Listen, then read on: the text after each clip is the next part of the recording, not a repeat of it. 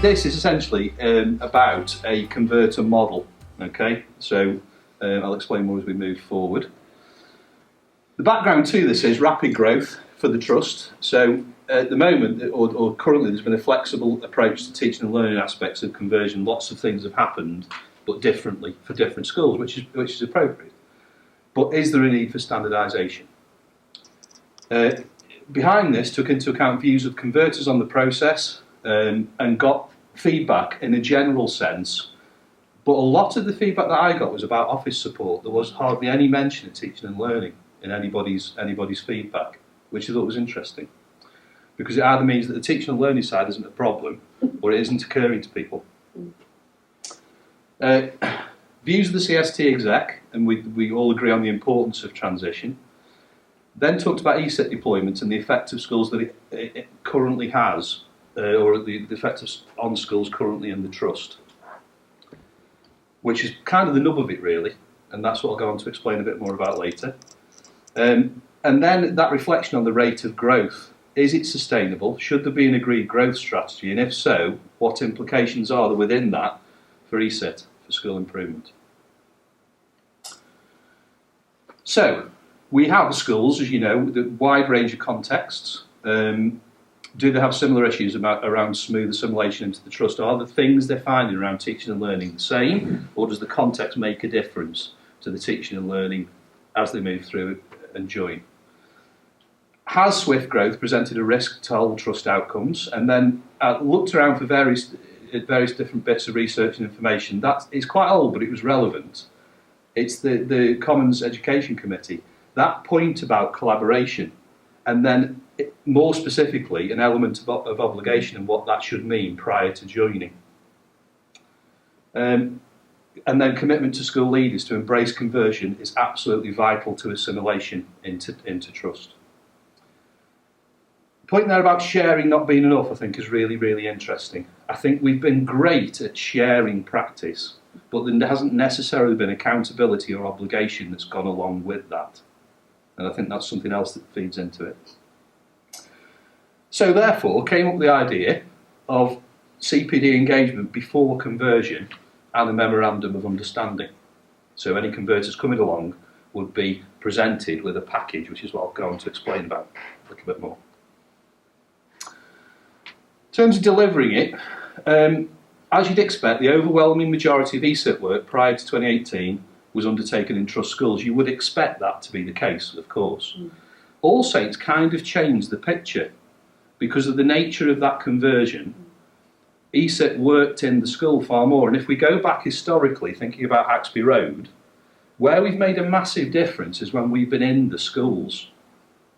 And I thought, well, okay, how can we convert that realistically into a package to offer schools prior to conversion that doesn't rely on the model necessarily that we use at All Saints, because I'll explain the implications of the All Saints model in a minute, but you won't need to be Einstein to work out it's quite costly. Then came up with the concept of a school improvement conversion plan and a charge. Our school-to-school model is really successful, so 87% of inspected schools since 2013 have gone up one Ofsted grade. It works really well, and it's acknowledged by outside providers that it's an effective model as well. So why don't we apply what we can, what we know about those principles, to pre-conversion? Talked to ESET, they thought it was a good idea. Talked to CST, they said it can't cost trust any money. And then evolved into thinking about teacher professional partners and the importance that they can have in this suggested model.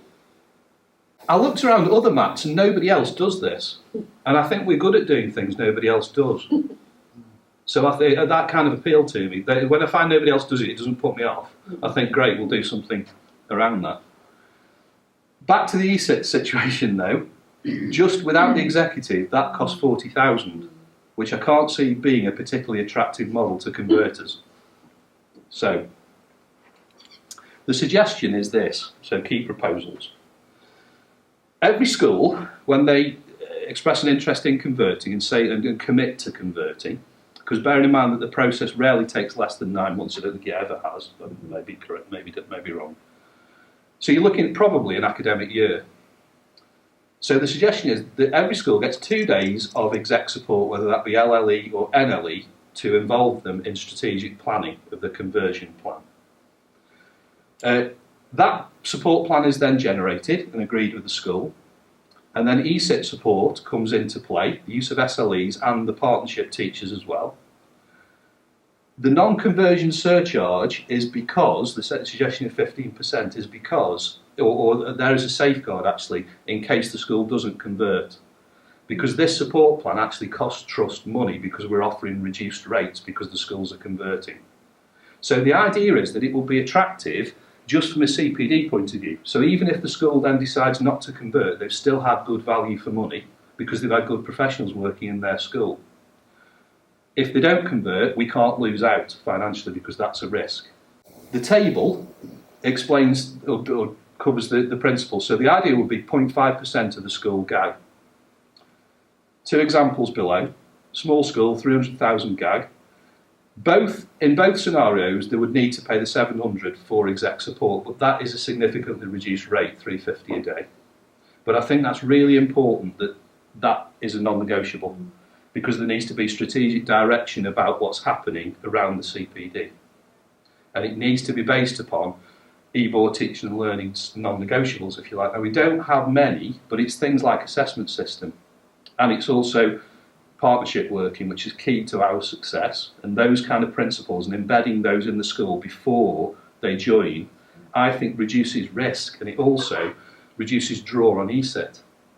Because when you look back, and I'm kind of touching a bit on my other presentation now, last year results dropped, but when you looked at where the results dropped, it was often in the established schools. Now, I speculate that part of that is because ESIT are concentrating on the new joiners and not spending as much time in the schools that have actually been with us for a while. The idea of this is to reduce that risk. There you can see how the costs pan out there and what that translates into in terms of actual days of a really good quality professional in your school. I think that's pretty good value for money.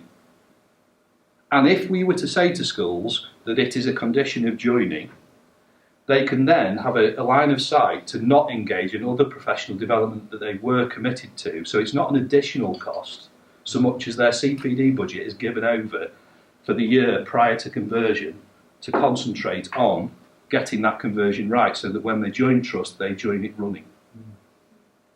Questions and feedback?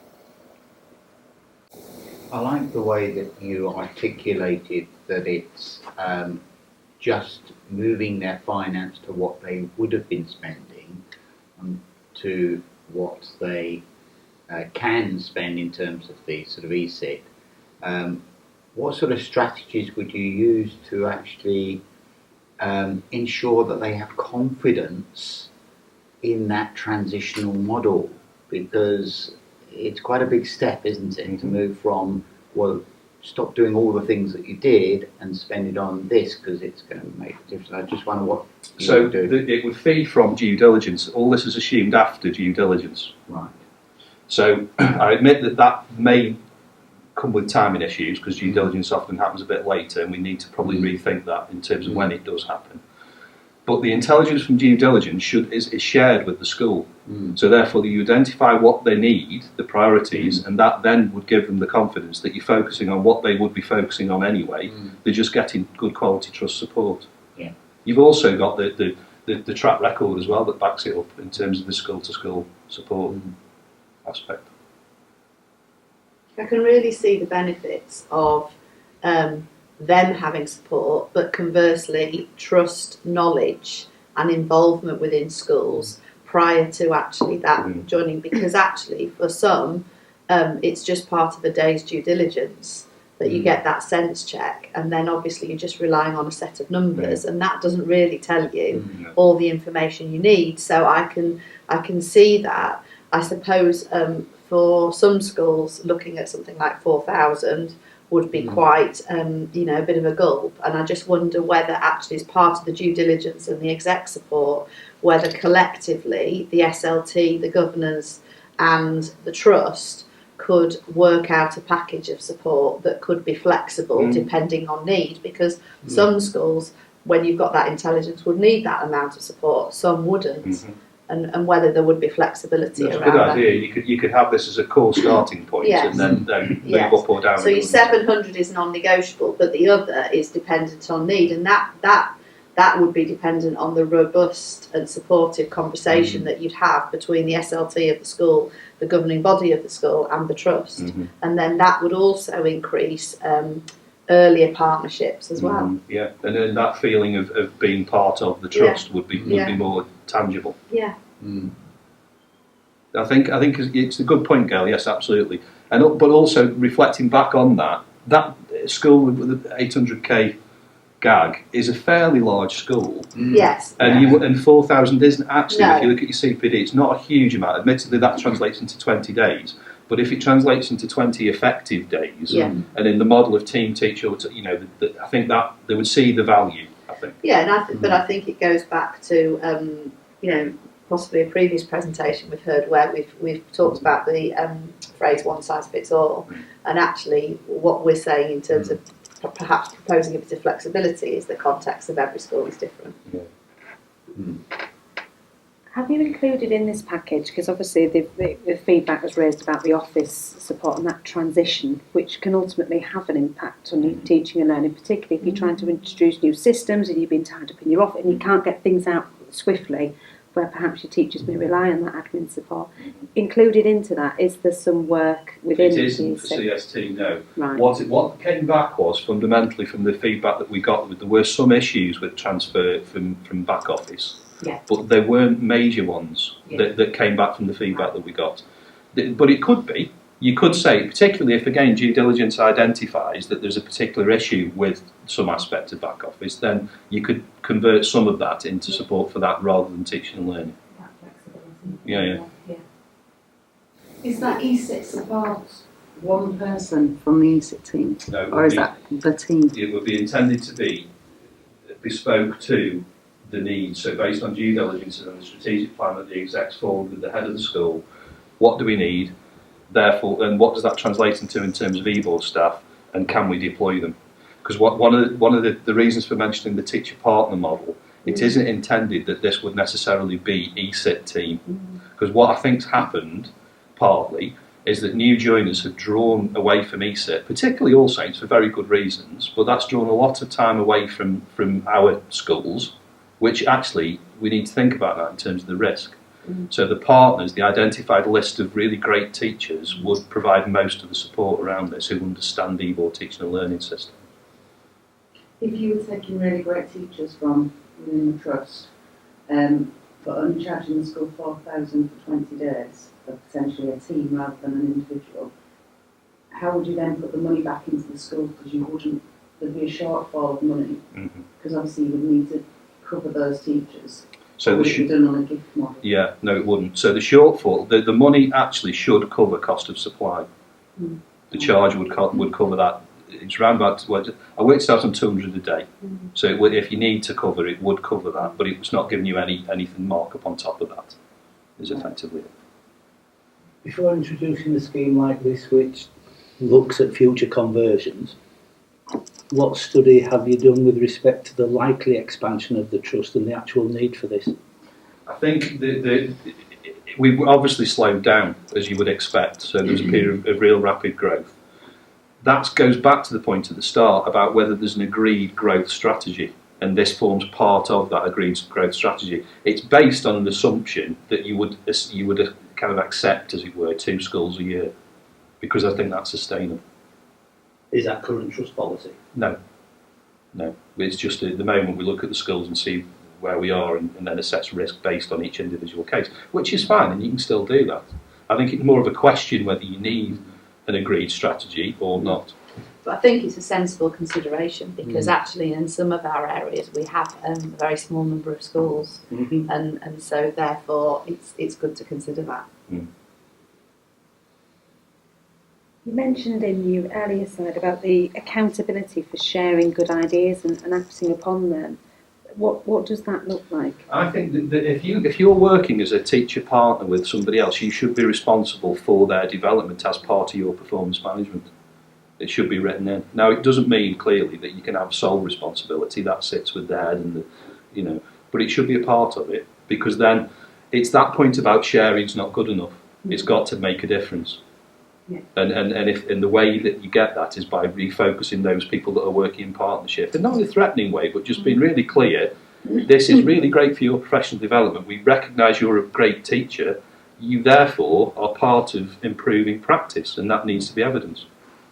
I think just in terms of feedback, I've heard, you know, from governing bodies of schools that have already converted is particularly around the teaching and learning, and how that's continued to develop in schools. And so I think this just offers an opportunity for that to start earlier, rather than just on the point of assigning a form. I think that I can only see it as a good thing. But it's our core purpose, isn't it? And actually we do it really well. So it's another way of effectively advertising the trust, because even if, so for the period of time when the conversion's going on, I'm absolutely confident the staff will say good things about the support they're receiving, which then can do nothing but good in terms of trust reputation, but equally it's good value. So even if for whatever reason a school doesn't convert, they've still had effective CPD. What do you actually need in place to be able to ratify this proposal into an actual activity, shall we say, as part of conversion? It would need the MOU, and it would need to be agreed by trustees, and it as a strategy would need to be presented and adopted. At the moment, this is the project that's the idea, as opposed to the actually being put into operation. Well, you'd hope it would have a practical spin-off. Yes, yeah. Otherwise, I've spent a bit of time. That did cross my mind. Yeah. I think as a school that has converted and that has benefited from freebies, shall we say, where we've had people dropping in and working and looking at, particularly down with our Key Stage 1 class, we have benefited. And on reflection, would I have been happy to have paid for that at this cost? Absolutely. Was it an expectation that I paid for it? No. I'd like to think we gifted a bit of time back, but I personally, given what we got prior to conversion, would say that's a very attractive proposal. I think that's the important thing. It needs to be good value for money, and it needs to have good outcomes. But also equally, we've been quite gifty, which is great and right, and we still maintain that in terms of the professional gift model within trust. It's not sustainable to carry on being as gifty as we have been.